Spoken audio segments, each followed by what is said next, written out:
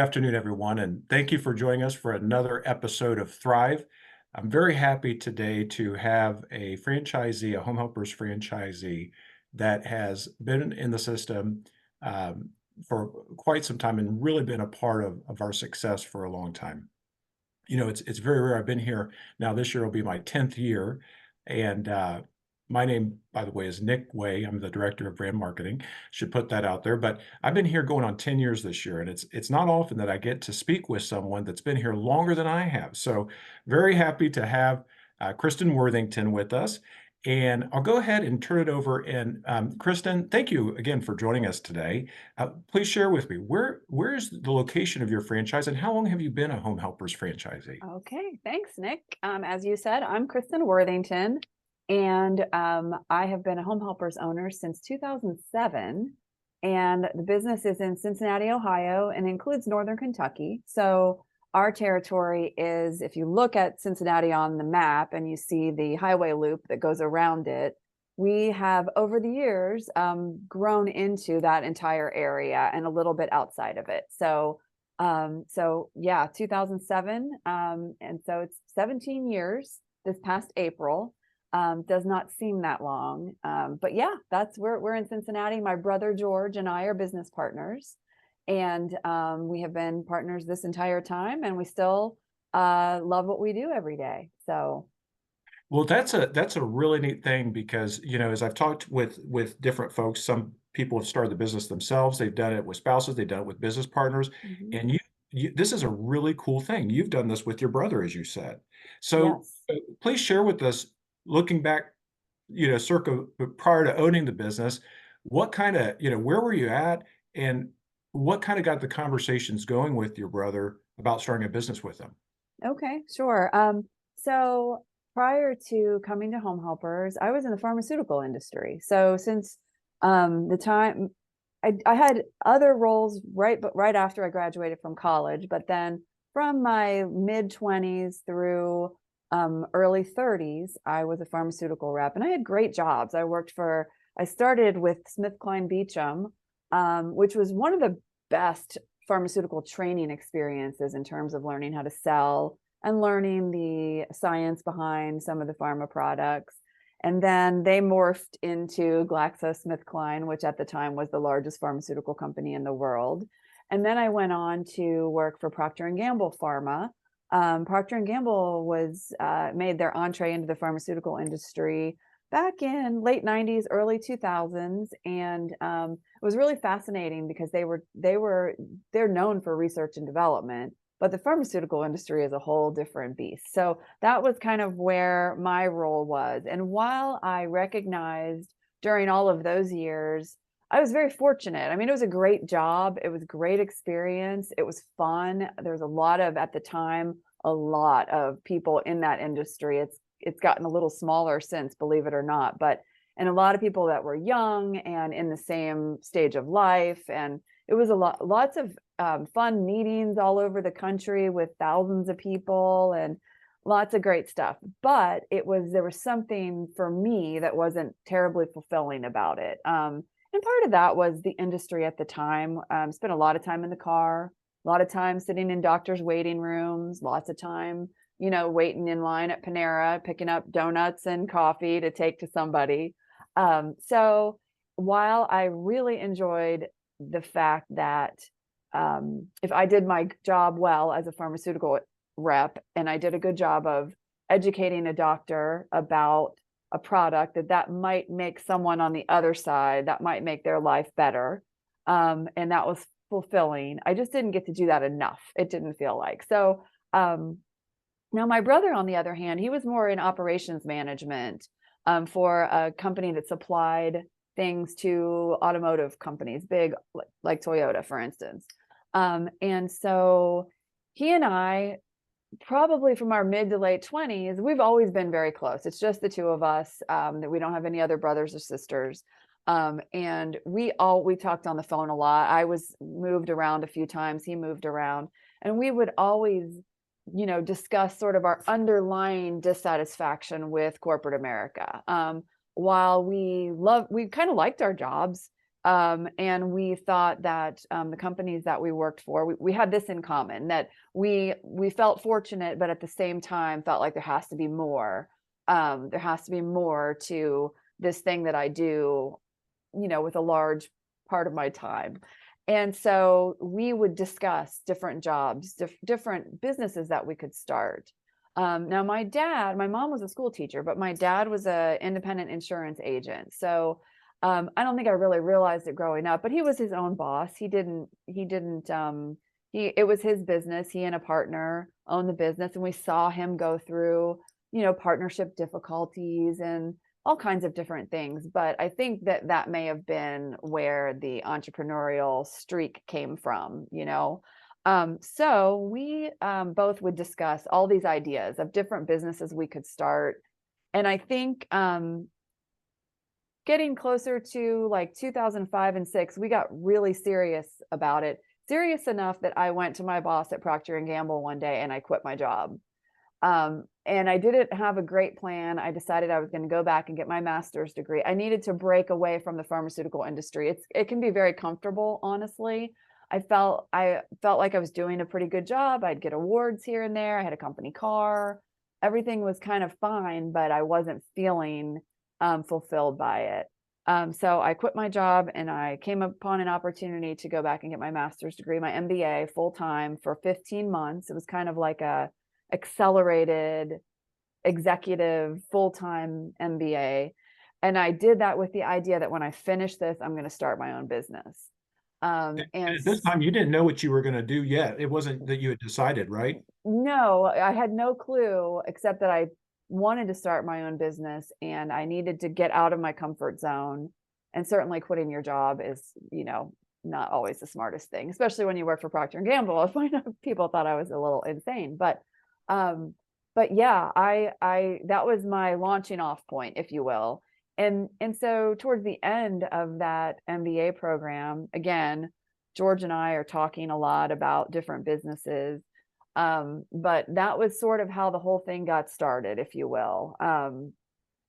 And I think that I was kind of skeptical that I would actually end up starting my own business, but I still just kind of took the leap knowing that, I figured if I had, it wouldn't hurt to have an MBA anyway. So, and I was, fortunate enough to be able to do that. I mean, not everyone probably could quit their job, but I just made a plan and, saved some money and did it. So yeah, that was kind of the start of it. Then truly towards the end of that time during this MBA program, I had a mentor, and I really didn't even know him that well, but I would talk with him on the phone, and it was a mentor that was assigned to me by the MBA program. Great guy, really successful entrepreneur. And one of the impactful conversations I had with him was, what do you do when you want to start a business, but you don't know what business you want to start? Because I feel like for a lot of people, it happens in the opposite direction. They kind of are like, have a passion for making cupcakes, and the next thing you know, they've got the corner bakery or whatever. For us, it was kind of the opposite. We knew we really wanted to give entrepreneurship a go. We just didn't know what shape that would take. So, and he actually had a similar experience, and he had this whole like spreadsheet that, and I don't still have it. I wish I did, but it wasn't rocket science. It was just kind of like brainstorm ideas of what industries you think you might either enjoy or have an aptitude for, or just anything that comes to mind that you think you might be interested in.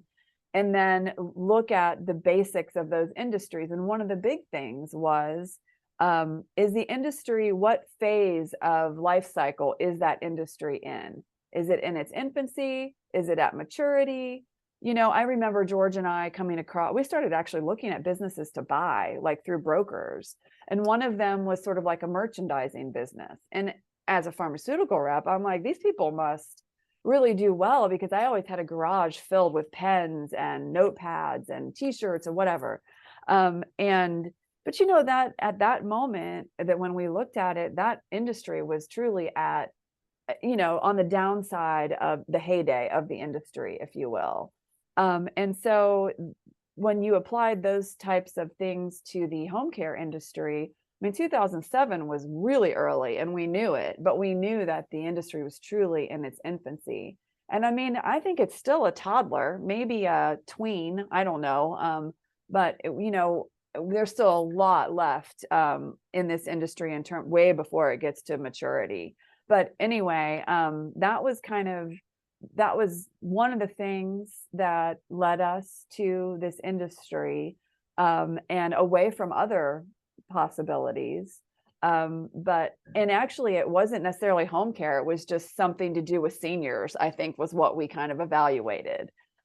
Because and truly one of the reasons we did that is my brother growing up, he was always the kid in the neighborhood that was cutting our elderly neighbor's grass, or over helping her get something down from the top shelf in her closet, or he just always, I mean, I love the seniors in our neighborhood too, but they adored my brother. I mean, he just always did a really good job of building relationships with them, loved to sit and talk about their lives and what all they had been through historically. And so that was one of the reasons that the idea came forth as well. So You're, we go ahead. I'm sorry, Nick. well, Go no, no, ahead. no. I was gonna say, so it actually, even before it got down to home care, it was in the senior realm, and so there were opportunities there that you looked at. So yeah, that's interesting. Yeah, we actually, when we were scouring like business broker sites, there was a durable medical equipment company. It wasn't a very big one, but it was one that was for sale. So we kind of evaluated that. And so, there were lots of different variables that came together to push us in the direction we ended up going in. One, being the spreadsheet that I talked about that kind of had almost like an algorithm of how to choose a good industry. One was the fact that my brother had such a good track record and love of seniors and having relationships with seniors. Also, at the time, there was an article in Entrepreneur Magazine that I read that had a great deal of information about, and I wish I would have saved this article, honestly, but it compared what it's like for someone to start a business, and just put up their shingle and be, Kristin's Cupcakes or whatever, and a franchise. It had the two side by side. And I am someone who definitely believes that we are statistics. I hate to be so cruel sounding about it, but at the end of the day, you should take the path of least resistance, and you should probably look at the statistics, and whatever they say is likely going to apply to you, and certainly that data was very telling as far as the rate of success. I know that new businesses are hard and people fail a lot, especially you hear about the restaurant failure rates and things like that. And so that was enough. I remember reading that Entrepreneur Magazine and thinking, well, gosh, I hadn't even really thought about a franchise. Like I know I can't afford, I didn't have the capital necessarily to have a big bricks and mortar, gym or something like that. But it opened my eyes to looking at franchises as well. So that was another piece of the puzzle. Well, that's awesome. So that's so that article, just coming across that article is kind of what opened your eyes to franchising. And Yes. prior to that, you were just in the business general phase and like, Hmm. hey, franchising might work for us. Very cool. So Exactly. so from there, once you're like, okay, we're going to look at this franchise thing, what were the next steps in the journey, if you will? Well, we started really researching the area of senior care. I mentioned looking at a small, durable medical equipment company and kind of thinking that wasn't really for us. It wasn't enough people, in that business, I don't think, for us.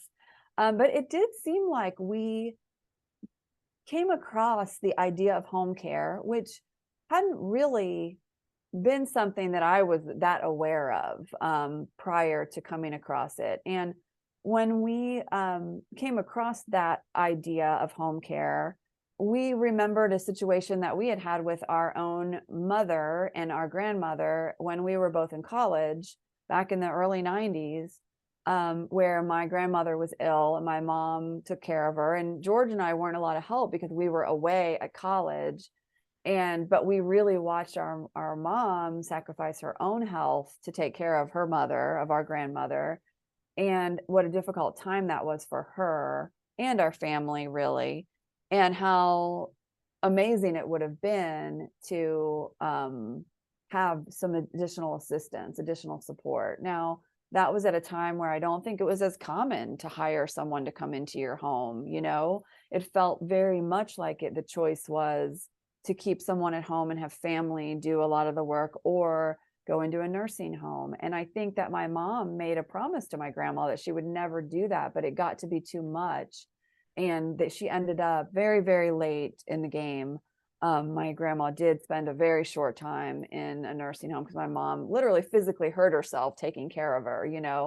And so when we came across the idea of home care, it just seemed like it, I don't think we really looked back. I don't think that there was ever a time where we had home care and a bunch of other things on the list. I think it went from 0 to 60 pretty quick. And then we came across home helpers pretty quickly too, because of the earlier conversation I had mentioned about looking at franchises. And so we came across the home helpers brand quickly. And as someone who as a salesperson, having a marketing background, I'm a sucker for marketing, and I notice brands, I notice billboards, I notice advertising, and I'm a little judgmental about it. I think, not that I could do it any better, but I certainly sometimes see things and I'm like, gosh, that doesn't really seem like that's going to work very well. But I really like the Home Helpers brand. I thought that just the brand name, I felt like spoke to what it is that we're really trying to accomplish here. Some of the other brand names in the marketplace that we also looked at, I felt like I didn't really realize this at the time. I think I had a little bit of an instinct, but now I know it to be true that, seniors don't want to consume goods that are for seniors. They Yeah. don't want, they don't want to consume something that's like granny something or whatever. And so I feel like, Home Helpers brand is very inclusive of all different kinds of groups that we could help at home. Now, granted, our primary, people that we assist are seniors, but still, I feel like our branding is excellent. And I knew that from the get-go. It felt like the branding in and of itself was something that I was attracted to, and I thought was a good foundation for what it was that the industry was trying to do. I've always said I don't know what role this played for sure, but I do know that we came across the brand. All those things happened that I've just talked about, and we came across the brand. And then we realized that the brand was located in Cincinnati, which was where we were, which I realize does not apply to a lot of people listening to this probably, but it's very difficult for me to know what role that played. But it just felt like everything about it, from the time that we spoke to the folks at the National Support Center and started evaluating the opportunity, it felt like it was just a really good fit for us. Awesome. Awesome. So you made that leap, and we're Mm-hmm. so happy you did. So Me happy. too. And I guess, as a, and I'm sure the audience will know this too, you need more, the amount of support you need is really great in that incubation startup phase of a business. That's where, Yeah. and the great thing about franchising is it doesn't stop. I mean, it doesn't stop, and we can talk about that. But during that really critical time where it was make it or break it, what Mm-hmm. stood out to you as far as the support you received during that time with Home Helpers? Well, I'll tell you what, I think that, of course, this was 2007. This was the year the iPhone came out. I mean, it was like, I used a phone book and Google, a little Google, but I actually used a phone book to make my list of targets, which, do they even make phone books anymore? I don't know. But iPod so days, right? What's that? The iPod days. Pre Yeah, and pre-iPhone. Blackberries, the old Blackberries with the little typewriter on them. That's what I had, I think, when we started the business. I had a Blackberry.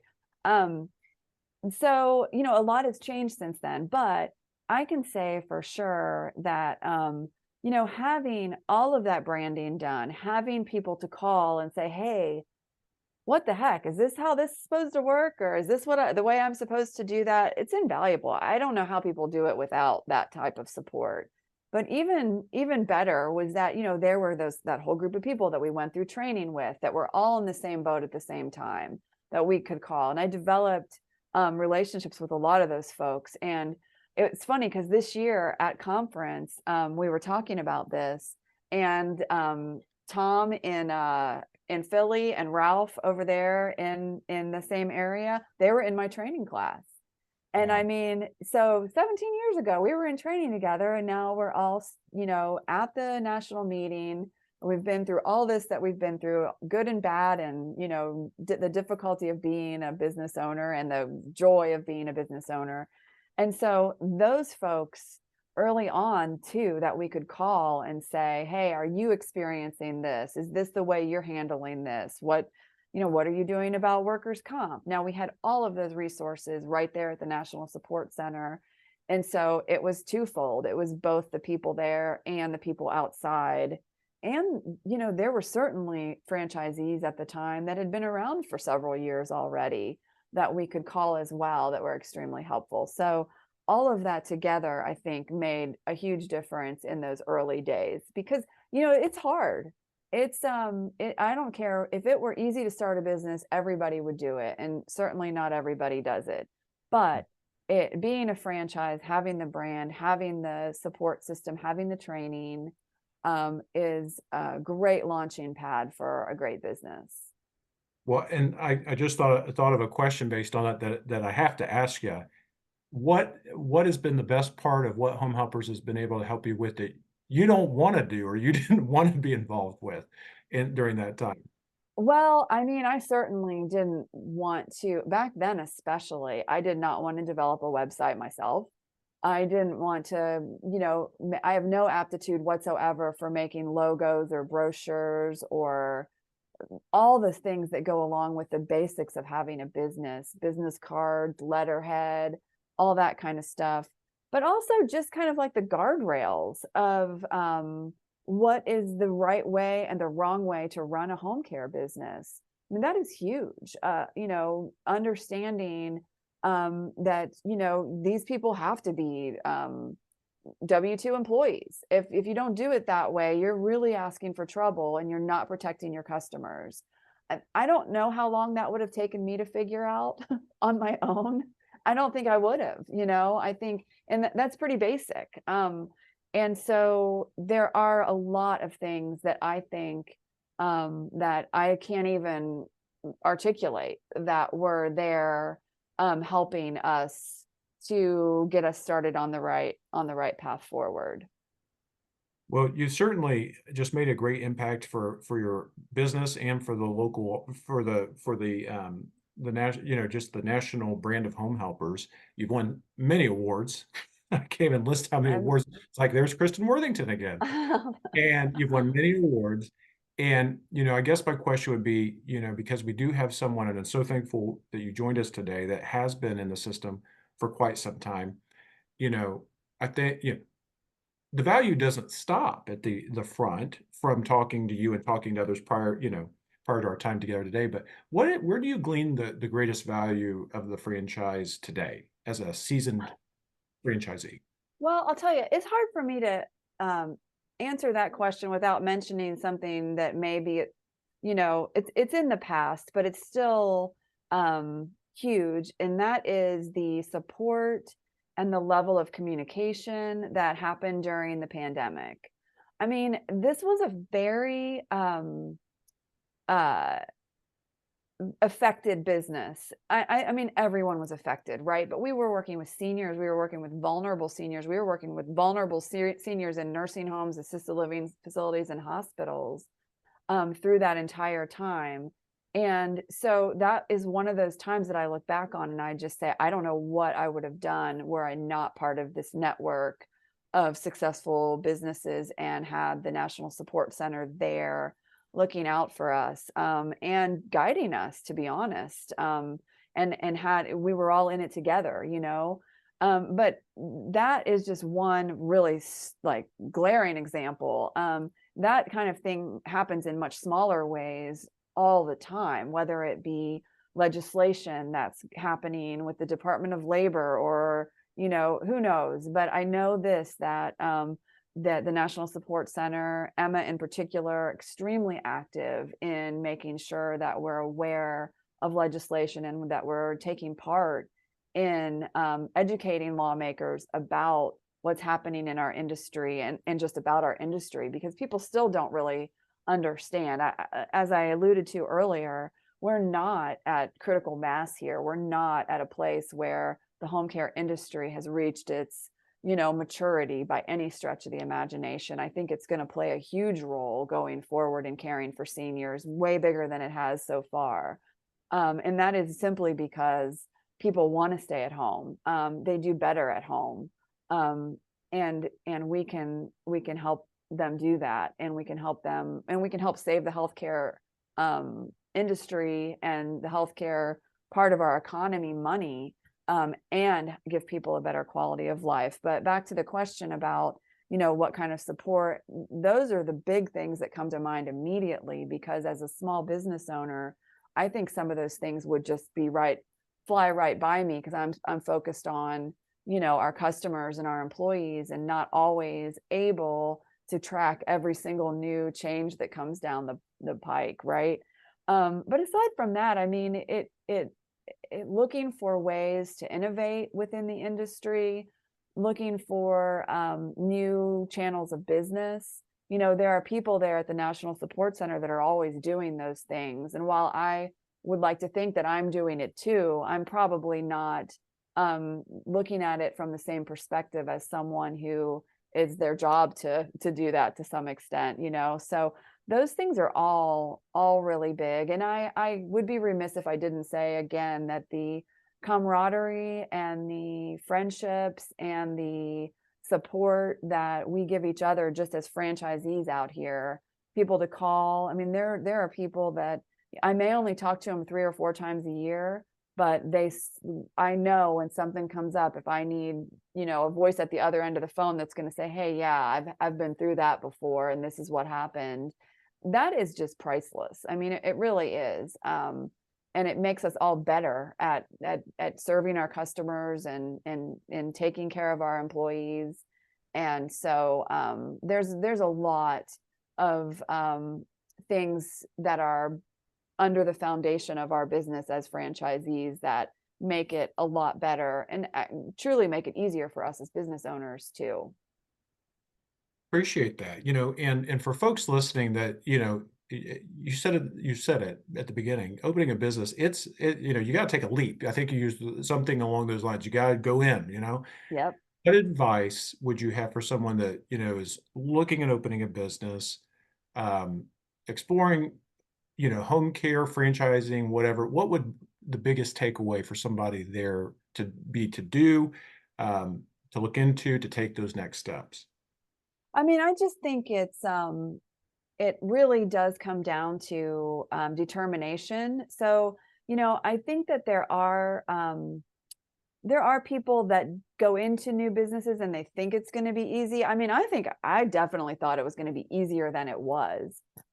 Maybe a little naive, you know, but I think if you really have that little fire burning inside of you that says you really want to be your own boss and you want to start a business, that you should go for it. I really do think, if it's something that you've thought about a lot.